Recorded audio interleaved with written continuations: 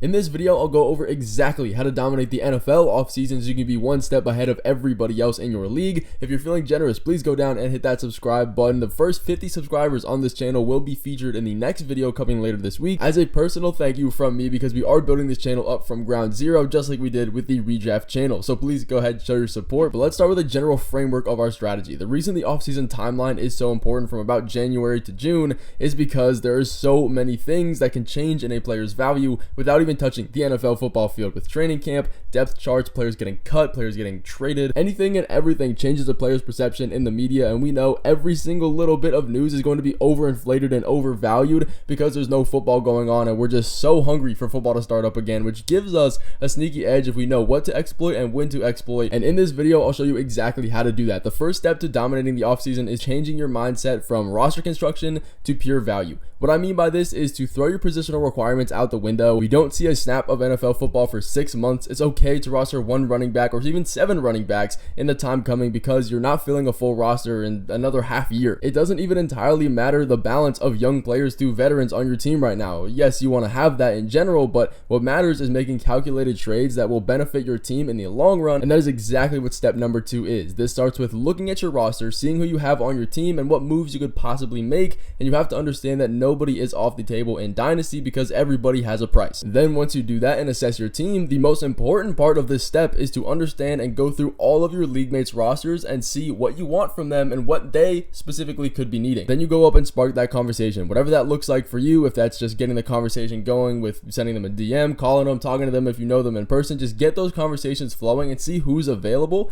And when you start having these conversations, keep in mind there are a few types of players you want to be investing in and prioritizing, which is safety and upside. Now this can be players tied up in high paying contracts, maybe wide receivers with older guys expected to get cut or leave the roster soon, which is going to push them up the depth chart even more and give them more opportunities. A great example of this, and one that I really do like, a guy that I am buying, is Brandon Ayuk. He's coming off a huge ACL tear, but we know his job security is going to be there. There is contract extensions in place. He's going to be with this team for a long time, and he has the talent as the 49ers wide receiver 1. And we have guys like George Kittle. He's turning 32 this year. Deebo Samuel turning 29, coming off a down year in fantasy football and just regular NFL terms as well. His job security isn't necessarily a guarantee. The 49ers are low on cap space. We have Brock Purdy. He needs to get paid eventually, sooner rather than later. They can't hold on to everybody. This has been an issue for the 49ers for a few years now. He could be one of the first guys to leave this offense, allowing more upside and opportunity for Brandon Ayuk and a very low trade value because of the injury and the team success, or the lack thereof. They finished with 6 wins, worst in their division. So you can do this by up-tiering, which is trading a few mid-tier guys with maybe a more risky outlook on their future for superstars,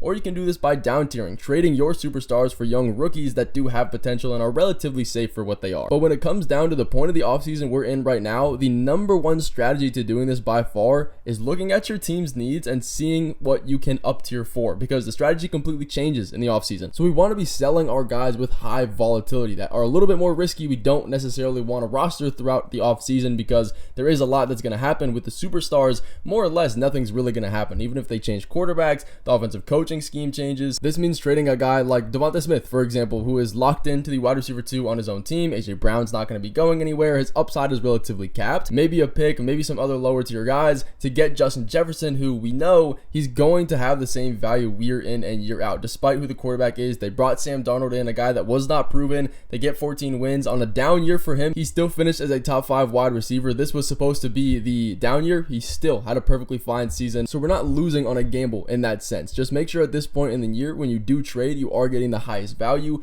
Don't worry about what your roster looks like. If you have 17,000 running backs, you're going to still be making moves, especially when the season comes around to get closer. So when we consider making these moves, we do have to keep in mind the Dynasty time frame, which is step number 3. This is the roller coaster that is the offseason for Dynasty football. It is completely different. If you memorize and know this, it's going to be exponentially easier to take advantage of the rest of your league mates from the very second that January starts until the end of the NFL season in February after the Super Bowl. Nobody is worried about the rookie draft class. We have playoffs starting. Our teams are doing good. Possibly they're not. We're looking at a lottery pick in the draft. No one is worrying about what the draft looks like except for maybe the top 3 or 4 players. This year we have guys like Shedeur Sanders, Travis Hunter, guys like that. We're going to be knowing where Ashton Genty is going to be going, but not the lower tier guys. So most casual Dynasty players aren't familiar with the expectations when we enter the NFL draft. So it's our last call to buy low on these rookie picks at its lowest price for the rest of the year. Then when we get more towards March, April, free agency starting, the signings are happening, and teams are making a lot more moves, maybe finalizing rosters a little bit more for this draft that comes up, which puts mid-tier fantasy players in the light. And since we are so deprived of fantasy football and football in general, the names that stick